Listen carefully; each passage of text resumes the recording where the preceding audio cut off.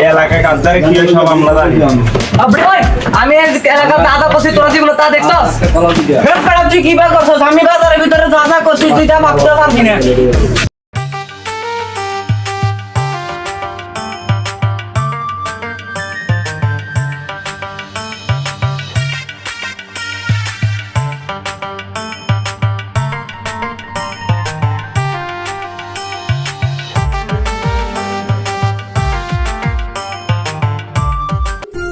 সাদিয়া পাততে গিয়ে দিলাম হাগিয়া।